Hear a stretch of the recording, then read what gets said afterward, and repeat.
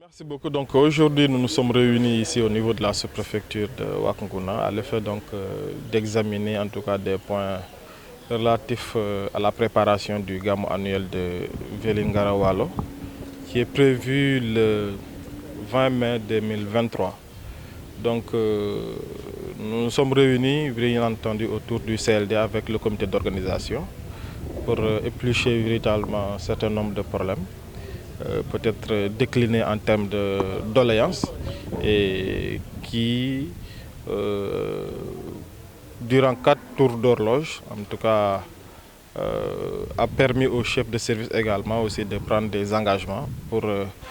une parfaite organisation donc, de ce Gamou. Quels sont les engagements pris par les services? Bon, ces engagements-là peuvent tourner autour de 10 points. D'abord, je pense qu'on a parlé d'électricité, d'hydraulique, d'hygiène, de la sécurité, des sapeurs-pompiers, de la Croix-Rouge, de la santé, voilà, j'en passe. Donc pratiquement beaucoup de services ou bien beaucoup de domaines ont été revisités. Et il faut retenir également que, en tout cas, comme je l'ai dit tantôt, l'ensemble des services, chefs de service également, ont pris des engagements qui, à notre niveau quand même, peuvent bel et bien être satisfaits, en tout cas, à temps voulu. Alors, est-ce qu'il y aura un suivi, comme vous avez l'habitude de le faire à une semaine du Gamou, quoi, en fait? Oui, mais bien entendu, parce que personnellement, donc, j'ai rassuré le comité d'organisation, parce que d'habitude, moi, je tiens en tout cas une réunion d'évaluation, donc à une semaine de l'événement. Donc cet événement-là aussi ne va pas déroger à la règle. Donc Inch'Allah, donc à une semaine donc, du 20 mai, nous allons tenir une réunion de suivi des engagements avec le comité d'organisation. Comme je l'ai dit dans la salle, ça sera un comité très réduit, très restreint. Et on va essayer de voir ensemble, bien entendu aussi avec la collectivité territoriale, ce qu'il y a lieu de faire, voilà, les points sur lesquels également il est important aussi peut-être d'apporter des correctifs. On va le faire ensemble, Inch'Allah.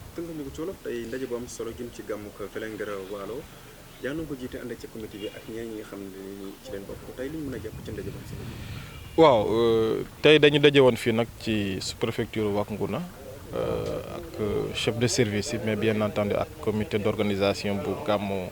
Vélingara Waalo pour préparer Gamou bi nga xam ne ñu ngi ko jàpp ñaar fukki fan ci weeru mai bi nga xam ne moom la ñuy dëgmal incha allah donc ñu jàppoon ne donc xew-xew bu ñu toll nag dafay baax ñu waajal ko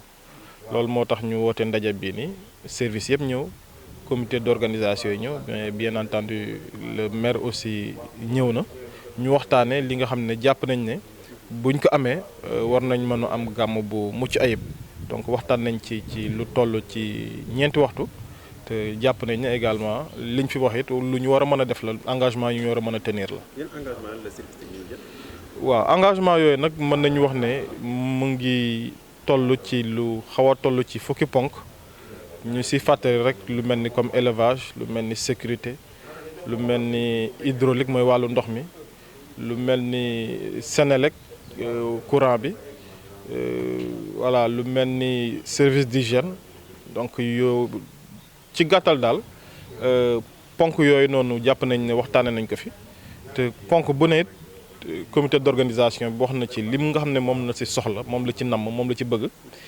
Chef de service yi aussi ak yeneen services yi nga xam ne ñoo fi teewoon kenn ku nekk aussi jël nga ci engagement te li ci neex nag mooy engagement yi jël ñun ñëpp xam nañ ne engagement yoo xam ne service war nañ ko mën a def la incha allah. Est-ce que suivi dana ci am comme nañ ko faral di ko def saa su ndaje yu mel ni am? waaw wàllu boobu nag damay bëgg dalal xelu comité d'organisation bi que man personnellement dama baaxoo événement yu ni mel bu demee ba des semaine ma woote benn ndaje. boo xam ne dañuy saytuwaat li nga xamante ne jotoon nañ ko jël comme engagement mais ci sur le terrain comme ni ko tubaab di waxee ñu xool ba xam ndax am na lu ci dolleeku ndax mbir mi mu ngi jëm kanam am déet bu ko defee ak nit ñoo xam ne it lim bi du takku dina yées li nga xam ne moo fi nekkoon tey jii nii ñu waxtaanee ko xool ba nga xam ne dëgg-dëgg li nga xam ne jàppoon nañu wala jëloon nañ ko comme engagement ndax am na lu ci yokk wala am na foo xam ne foofu la sooxe bu ko defee ñun ñëpp ñu àndandoo mën a jàppale barab boobu noonu mën a jàppale service boobu ba nga xamante li nga xam ne moom lañ bëgg ñu am ko parce que soxla nañu wax dëgg yàlla édition 2023 bu Gamou Vélingara mu nekk édition boo xam ne ci wàllu organisation édition bu mucc ayib la incha allah. waaw ñu ngi sant yàlla bu baax bi ñu yàlla mayee ñu fekkee at yëpp ren aussi ñu fekkee ko comme niñ ko waxee ci njiiteelu sous-préfet bu Wack Ngouna ñu ngi woon ci CLD bi pour préparer Gamou Vélingara édition 2023 suñu xel dal na bu baax nag parce que vraiment ku déglu waxam déglu aussi engagement yi nga xam ne ni chef de service jël nañ ko ak comité d'organisation bi ñun aussi suñu xel day dal bu baax dinañ dëgër rek am na lu ci bëri jël nañ ko engagement dinañ ci jàpp mooy suñu engagement yëpp ñun mooy dinañ yombal lu bëri mooy ko wax nañ ne côté vivre bi dinañ leen ci appuyer problème électricité bi appui bi ci ceeb waaw pour vraiment pèlerins yi mën a parce que dafa bëri ñu sant ba comme ça ñu mën a restaurer correctement loolu dinañ ko ci def wàllu électricité bi aussi comme niñ ko defee woon daaw ak groupe électrogène bi nga xam ne monsieur le maire Abdou Ndiaye da ko wax ak délégué régional Sénélec mu indil ko loolu aussi dinañ ko def dinañ wax ak Sénélec également ci kiliftewu sous-préfet aussi ba ñu mën a wàccee courant ci këru kilifa yi foofu ñi def demande compteur aussi ñu yombalal leen ko ci wàllu ndox mi aussi daaw aussi amoon nañ gratuité comme at yëpp daaw nag amoon nañ ci ay njàkkare comme flex au privé la dañoo ragaloon ne dañuy am problème pour nit ñi ñu bañ a am ndox gratuitement mais bi ñu yàlla defalee ñu dem wax ak ñoom yàlla dimbale nañu ba amoon nañ ko daaw ajjuma bi samedi bi ak dimanche bi loolu aussi flex o wax nañ ko sax seen kanam jël nañ engagement bi loolu dina am incha allah léegi ci wàllu santé bi aussi ñu ngi ci sant les ICP ku ci mel ni Lamine Niang bi tey aussi ñoom ñu ngi fi woon ñun daaw appuyer nañ leen ci médicament dinañ leen appuyer également ci médicament ci wàllu yoon wi également daaw dañuy profité remercier si le président du conseil départemental Ali Mané mi nga xam ne ni daaw moo mettroon à notre disposition benn oto bi nga xam ne moo ñëw defar mbedd Vélingara yu amoon paax yooyu yëpp oto boobu dinañ solliciter waat Ali ak yeneen suñu mënee am yeneen ak entreprise bi nekk Ndiayène pour yoon bi ñu mën ko lii fekk suñu mbokk Gambien dañuy ñëw paisiblement duñu am benn jafe-jafe. alors par rapport gàmm gi ban impact économique la mën a def ci sa commune. waaw gàmm bi moom impact bu mu mën a def impact bu rëy parce que gàmm bi ku ne da nga ko war a ndamoo da nga ko war a tiitaroo parce que gàmm gi du gàmm commune du gàmm c'est un gàmm international man nañ ne liy jógee Gambie sax li yem noonu est-ce que mu ngi jógee Sénégal yemu fa am na ay Maliens yu ñëw am na ñuy jógee avion jógee Amérique jógee France fu ne ñëw loolu rek impact la waxuma la ci économie commune bi mais ci économie Sénégal au niveau de la commune également vraiment c'est un impact soo demee une semaine avant gàmmu gi da ngay mel ni ci gàmmu nga ne boutique yi kii yi dañuy chargé ba mu fees del léppay jar jigéen ñi également dañuy jaay donc c'est pour vous dire que gàmmu gi pour buntu la pour développer commune Kër Maba parce que tey ñu bëri aussi ñu ngi dégg Vélingara dañuy ñëw bëgg a gis ay cadre ay kilifa di jóge Dakar di jóge ay ministre fu ne di ñëw rien que pour ñëw Vélingara te Vélingara fan la bokk ci commune Kër Maba donc ñun dañ koy tiitaroo loolu nag bettuñu parce que ñun xam nañ ki sos gàmmu gi xam nañ ki mu doon ak li mu def ci diine donc xam nañ ne fépp fu affaire bi war a yegg dina fa yegg instant yi ci départ lañ ne yeggaguñu au milieu sax ñun nag si suñuy autorité ñun dinañ leen accompagner parce que loolu moo tax aussi ñu fal ñu dañ ñu fal pour ñu jàppale askan wi ñu gunge leen mais man mii di wax taalibe laa ci kër gi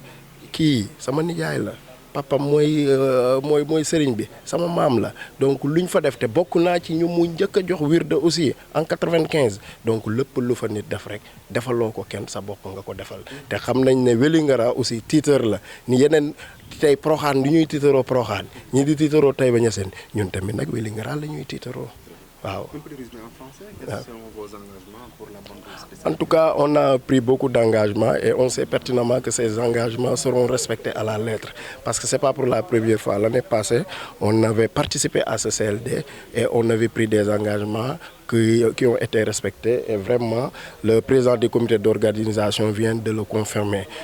Côté électricité, là, on va saisir la Senelec en parfaite collaboration avec le sous-préfet pour voir qu'est-ce qu'ils pourront faire pour faciliter les branchements, pour faciliter les poses des compteurs également, mais également la présence d'un groupe électrogène qui pourra, en cas de coupure, vraiment prendre le relève. Donc, côté santé également, nous avions appuyé les services, le poste de santé de Keur Maba en médicaments, et cette année-ci également, on le fera. Côté vivres également, nous avons pris un engagement ferme à appuyer un riz pour vraiment permettre aux pèlerins, comme il y a beaucoup de mbayen, de manger correctement. Donc, côté sécurité, là aussi, on va accompagner la gendarmerie qui est en train de faire un excellent travail, qui l'a fait l'année dernière et qui a réitéré son engagement à nous accompagner également. Il y a côté service d'hygiène également, déjà, le Djedju a déjà fait une facture. Là, on va prendre toute cette facture en charge, c'est-à-dire son expression de besoin. On va financer ça pour que Vélingara soit désinfecté à 100%, pour que vraiment les choses puissent passer correctement. Vous parlez que c'est un gamme international. Comment cela également peut contribuer? Non, c'est un gamme international parce que je peux dire que c'est un gamme qui regorge. En fait, aujourd'hui, si on prend, on peut dire qu'il y aura plus de Gambiens que de Sénégalais. Mais il y a des gens également qui quittent la France, qui quittent l'Amérique, qui quittent d'autres pays, Maroc, Nouakchott, partout pour venir assister à ce gamme. Donc aujourd'hui, je dirais que ce n'est pas la commune uniquement qui va bénéficier des retombées, mais c'est au niveau national. Au niveau de Vélingara, une semaine avant le gamme également, vraiment ça bouge, les commerçants s'installent partout, ça bouge, donc on peut dire que c'est un gamme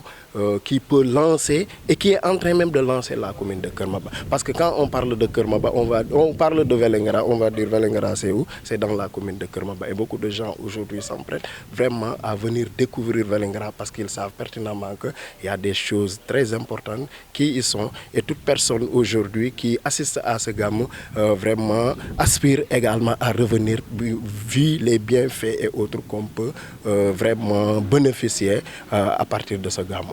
Donc on peut dire vraiment chapeau au sous-préfet parce qu'on a fait 4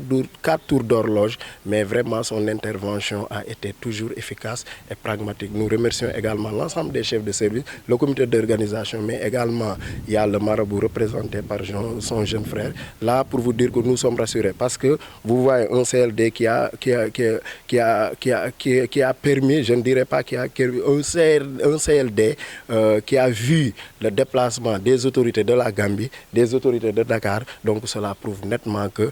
vraiment li muy xeeñ neex na donc sant yàlla daal vraiment.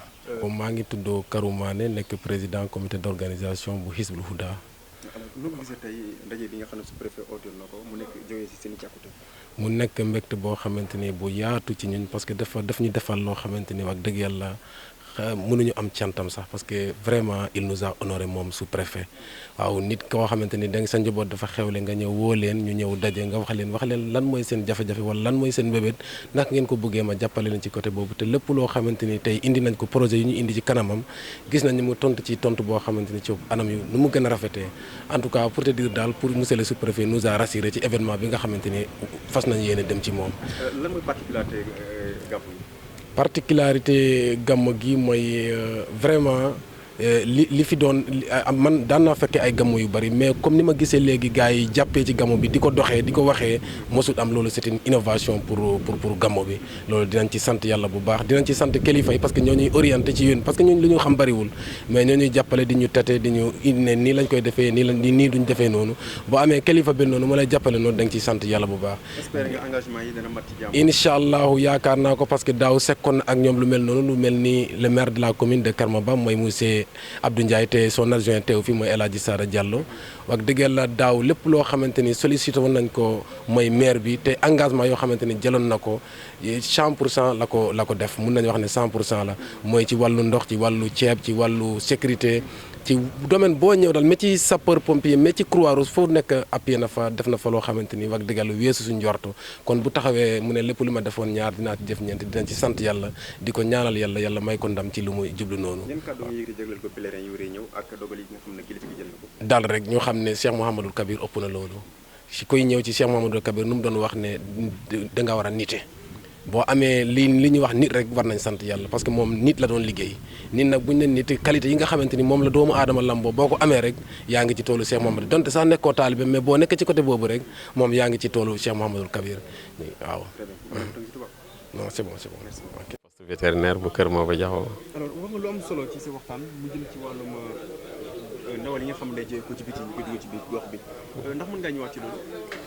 waaw comme ni ma ko waxee ci rencontre bi rek ndax luñ constaté la léegi mu ngi commencé bëri ci zone bi daal ndax ñun mooy viande importée boo xam ne ñu ngi koy jëlee Dakar bon mi ma oowee waa Dakar aussi dañ ne Europe lay jógee. mais xam nga viande bu nekk bu war a bouger wala jógee localité même bu war a jógee Wakasse war a dem Kër Maba war na am certificat d'origine et de salubrité boo xam ne vétérinaire moo koy bind xool qualité bi quantité bi waaw ak d'origine bi sat ban espèce la mais yii ñëw yëpp ñun mënuñu la wax ban espèce la ban nag la wala fas la wala mbaam la xamuñu dara viande lañ wax rek viande importée rek la ñu xam moo tax bi mu ñëwee ci zone bi li ma gën a marqué ma demee ay facture rek laa gis bon facture bi peut-être mooy bi ngeen xam ne waa service d'hygiène ñoo leen ko bindal wane ne jaar nañ fii ñu bindal leen loolu ne wane ne yàpp bi gis nañ ko. loolu doy doon ndax yàpp ci boppam li nga xam ne produit d'origine animale la vétérinaire moo ko war a certifié vétérinaire fi mu déparé fale bi mu jógee Europe war na am papier boobu port gars yi xool ko am na vétérinaire yi nekk foofu. même Dakar magasin yi ñu koy jaayee war na am vétérinaire boo xam ne war na ko xool ki nga xam ne moom moo nekk ci zone boobu Pikine la nekk le département daal la saisir naa ko wax ko ñoom dem nañ ba par la suite seen arrivage bu mujj bi bindal nañ leen certificat. quantité bi ñaata la. bon des fois day ñëw ay 20 tonnes ay 20 kilos la ñuy andi ci viande bi c'est les volailles là bon la fois passée la andi nañ ay 165 mooy poulet yi quoi poulet de chair andi nañ 165 foie bi 10 kilos la ñuy andi quoi 10 kilos bi di ko jaay par kilo par livre ba muy jeex jëf congélateur lañ ko def c'est-à-dire xam nga produit yi d'abord bi mu nekk moom mooy viande la seen froid bi bu amee rupture rek poson la. bu amee rupture rek poson la ndax seen froid glace la war àndal wala gàndal ba fi ñu koy conserver encore su génnee rek dañ prêt à l'utilisation la war a doon bu fekkee ne nag ci transport bi ci yoon bi am na fu xam ne tàng na bu yegg see poson la moo tax frigo sax dañu wax ne yàpp boo ko fay garder da nga koy def par li ngay soxla par lot mbuus ba libre wala kilo chaque jour nga génnee lu toll noonu mais boo ko génnee mu tàng nga dugalaat rek poson la moo risque boobu nag moom la ñuy daw. donc appel booy def ci ñiy def loolu ak naka nga. waaw li ñu leen di wax sax di mettre en garde ñi nga xam ne ñoo koy jënd. bu ñuy jënd dañ surtout jullit na nga jënd loo xam yàpp lan la ak ki ko rey lan la ndax c'est-à-dire la manière bi ñu leen di reyee moom loolu lu jar a mettre en cause la xam nga Europe déjà ay musulmans nekkuñ fa ñi koy rey duñu soit société la wala lan la ñi koy rey souvent bu ñëwee ñoom yàpp rek lañ gis bon am boucher yi fi wala nga yar sa ganaar rey moom moo gën dem soxla yàpp dem di jëndi ci ay viande importée dalul xel daal. donc naka ngay bàttalee ñi jëfandikoo loolu ñi koy bàttalee suñ ko mënee moytu wala ñu bàyyi ko sax moom moo gën ndax c'est des gens yoo xam ne dañ leen autorisé pour ñuy importer di andi mais li ñuy andi li ñemuñ ko jaay Europe la majeure partie li ñuy andi li ñemuñ ko jaay Europe waaw kon nag ñu déjà ñun ñu xam loolu li ñu consommé kon déjà du qualité li tax ñemuñ ko jaay foofu du qualité. deuxièmement ñi ko xam ne ñoo koy andi mënuñ la garantir ne viande bi kañ la. ban durée la def circuit bi mu def xam nga bateau bi sax mën na am cerf-froid bu yegsee port conteneur bi mën na fa yàgg bala muy génn fi ñu koy conserver transport bi muy def déplacer yooyu yëpp bu amee rupture rek poson la. alors un petit résumé en français. Qu'est-ce que vous nous dites par rapport à ces viandes importées là? Bon, comme d'habitude, bon, depuis la semaine dernière, au moins même 2 semaines, on a senti que dans la zone de Kër Maba, il y a un gars là, un certain Mbaye de Saint Mbayenne, qui amène de la viande de Dakar. Soi-disant, c'est de la viande importée. Ces viandes-là, bon, on l'a constaté tout récemment. C'est de la viande de buffle, ce qu'on appelle aussi du foie importé et aussi des poulets. Ces poulets-là, bon, on les élève là à Dakar. Mais pour la viande importée et le foie importé, bon, c'est des produits d'origine animale qui, à l'origine, on doute de la fiabilité, surtout de l'organisation, bon, le cheminement et l'espèce même, l'animal. Surtout, on n'a pas précisé sur les factures, même sur le certificat d'origine animale, on n'a pas précisé c'est la viande de l'espèce bovine ou équine ou bovine, anime ou asin, on n'a pas précisé quoi. Raison pour laquelle, bon, c'est pas sûr de consommer cette viande qui nous vient de l'Europe. La quantité, c'est environ, eux, ils amènent 20 kg de viande. Le foie, ils amènent à peine 10 kg. Bon, les volailles là, surtout c'est des poulets. Bon, la semaine dernière, ils ont amené 165 poulets. Bon, souvent, actuellement, ils sont à Karmaba. Bon, on est en train de faire le dispersing. J'ai saisi le chef de service départemental. Je l'ai informé de la situation. Lui aussi, il m'a demandé de saisir le départemental de Pékin. Bon, je l'ai saisi. D'ailleurs, lui, c'est mon camarade de classe. Oui, il y a des risques énormes. D'ailleurs,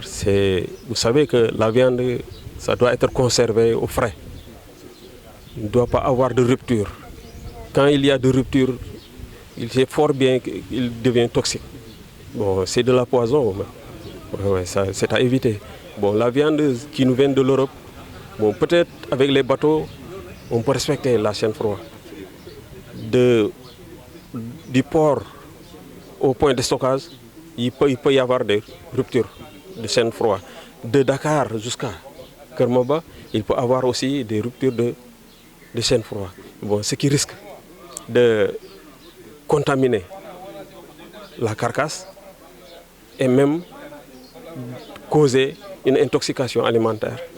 C'est à éviter. Bon, faites coup pour élever. On demandait au temps d'encourager la population d'élever des volailles, même des volailles fermiers. C'est mieux d'aller acheter de la viande importée. C'est pas sûr. Merci beaucoup. Ok, de rien. Merci beaucoup, monsieur. Ok.